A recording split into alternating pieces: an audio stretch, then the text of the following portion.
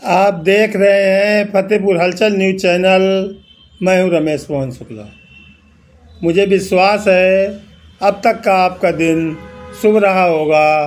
आप स्वस्थ होंगे, सानंद होंगे और प्रसन्न होंगे। साथियों, आज न मैं बात करूंगा राजनीति की, न मैं बात करूंगा फतेहपुर की किसी समस्या की और न किसी समाचार। आज मैं बात करने वाला हूं एक ऐसे शख्स के बारे में जो बिना किसी गुनाह के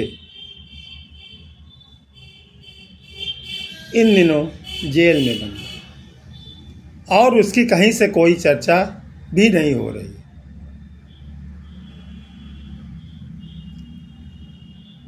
जी हाँ, आप ये समझ गए हो कि मैं किस व्यक्ति की चर्चा करने वाला हूँ। तो वो व्यक्ति है सोनम वांगचुक, जिसकी तस्वीर आप इस वीडियो के प्रारंभ में देख रहे हैं। वो व्यक्ति है सोनम वांगचुक। यह व्यक्ति न तो मुसलमान है, न पाकिस्तानी है, न सपाई है, न राजद का है, न वामपंथी है, न कांग्रेसी। यह कोई आतंकवादी भी नहीं है, कोई अपराधी भी नहीं है और गैंगस्टर भी नहीं, पर यह जेल में है पिछले 53 दिनों से। लेकिन क्यों?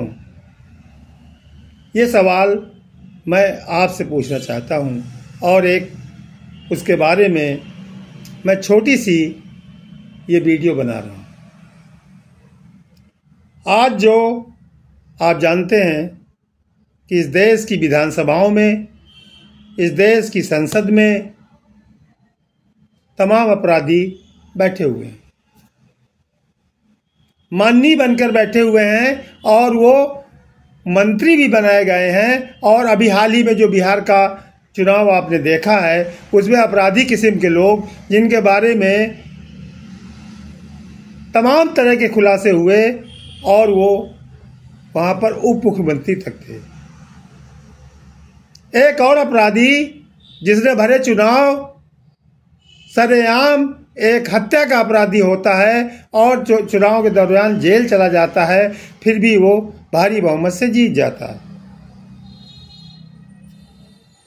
ऐसे अपराधी भी हैं इस देश में जो लाल बत्तियों में घूम रहे हैं और बड़े बड़े बंगलों में रहते हैं और माननीय बने हुए हैं। लेकिन एक वैज्ञानिक, एक सोशल एक्टिविस्ट, एक शिक्षाविद,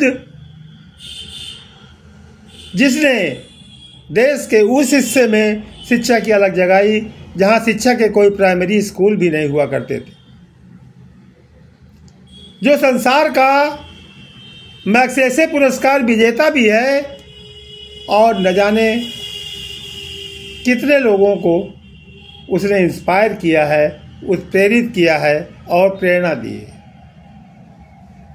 वो व्यक्ति पिछले 53 दिनों से जेल में है। ये सब क्या है? ये सब हमारे समाज के लिए क्या है? हमारी सोसाइटी के लिए क्या है? ये सच है। ये एक ऐसा सच है जो हमारे, तुम्हारे, सबके लिए और सबके मुंह पर थूकने जैसा है। 53 दिनों से देश में कोई आवाज सोनम वांगचुक के लिए नहीं उठी। ये तो बड़े बड़े पत्रकार हैं, बड़े बड़े सोशल एक्टिविस्ट हैं, बड़े बड़े मानवाधिकारों के संरक्षक भी अपने आप को कहते हैं। लेकिन पिछले 53 दिनों से सोनम वांगचुक के लिए किसी ने कोई आवाज़ नहीं उठाई। क्यों?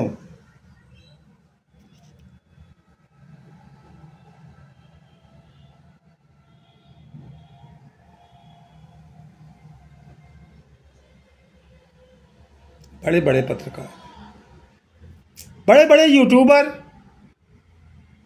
जो व्यूज और लाइक के लिए रात दिन वीडियो बनाते हैं, उन्होंने भी सोनम वांगचुक के लिए कोई वीडियो नहीं बनाई।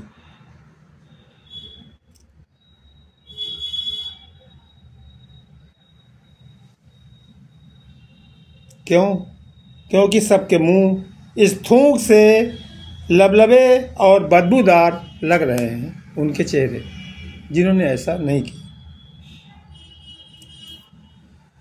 सोनम वांगचुक ने वोट चोरी की शिकायत नहीं की, SIR का मुद्दा भी नहीं उठाया,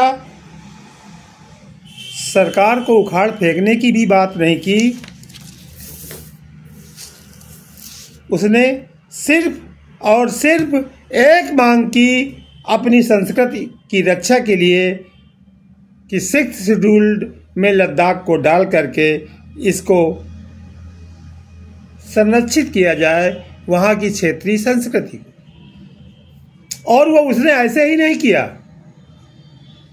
जिस भाजपा ने अपने चुनावी घोषणा पत्र में लिख करके ये वादा किया था कि वो जीतने पर लद्दाख को 6th सूची में डाल करके वहाँ की क्षेत्रीयता की रक्षा करेगी, उसके बाद भी उसने नहीं किया। वो वही तो मांग कर रहा था, और क्या कर रहा था? वो उसी मांग को पूरा करवाना चाह रहा था, और उसकी इसी मांग पर उस पर राष्ट्रीय सुरक्षा का कानून लगा दिया गया है। जैसे वो बहुत बड़ा इस देश की सुरक्षा के लिए खतरनाक हो। अभी पिछले दिनों में आपने देखा, कश्मीर से लेकर फरीदाबाद से लेकर दिल्ली के लाल किले में बम विस्फोट करने वाले लोग, तमाम ऐसे लोग जो इस देश में पाकिस्तान की खुफिया एजेंसी ISI के लिए जासूसी करते हुए पकड़े गए, उनके ऊपर राष्ट्रीय सुरक्षा कानून नहीं लगाया गया। राष्ट्रीय सुरक्षा कानून लगा सोनम वांगचुक के ऊपर। वो सोनम वांगचुक जो अपनी क्षेत्रीय अस्मिता की रक्षा के लिए उसको 6th सूची में डाल करके उसको संरक्षित करने की मांग कर रहा था, और वो इसने ऐसे नहीं किया, क्योंकि इसी केंद्र में और जम्मू और कश्मीर में, लद्दाख में अप्रत्यक्ष रूप से सत्तारूढ़ भाजपा द्वारा उसके चुनावी घोषणा पत्र में लिख करके वचन दिया गया था कि वो ऐसा करेगी। वो तो केवल इसी की याद दिला रहा था।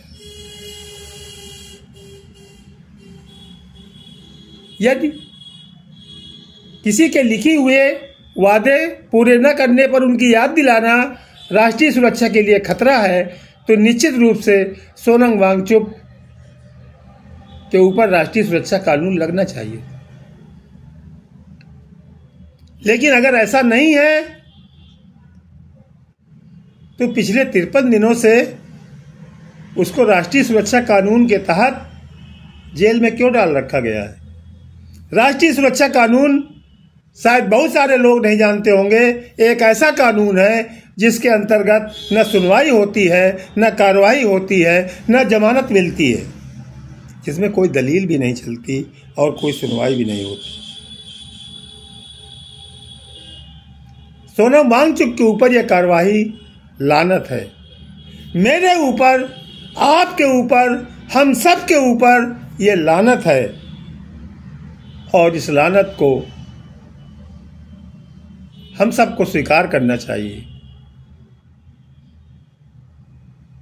क्या सरकार की इस तरह की कार्रवाइयों से कोई दूसरा सोनम वांगचुक बनने का सपना भी देख सकता है? साधारण मनुष्य तो बिल्कुल नहीं।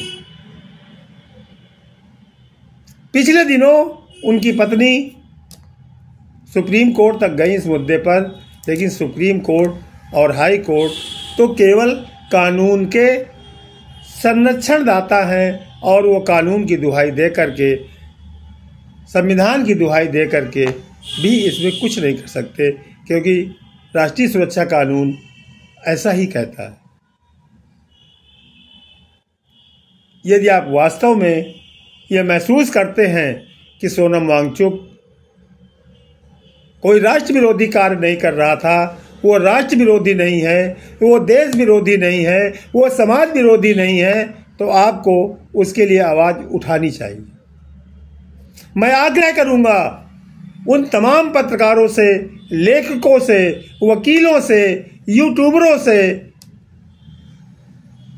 कि जहां रात दिन आप अपने लिए, अपने परिवार के लिए, पैसे कमाने के लिए सब कार्य करते हैं, तो एक काम इस देश के उस महान व्यक्ति के लिए भी कर दीजिए जो वास्तव में शिक्षाविद है, इंजीनियर है और सोशल एक्टिविस्ट है।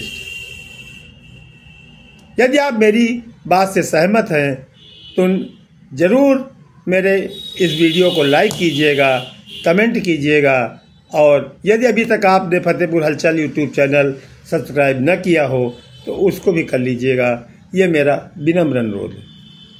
आप देख रहे हैं फतेहपुर हलचल न्यूज़ चैनल और मैं हूं रमेश मोहन शुक्ला। धन्यवाद। जय हिंद, जय भारत।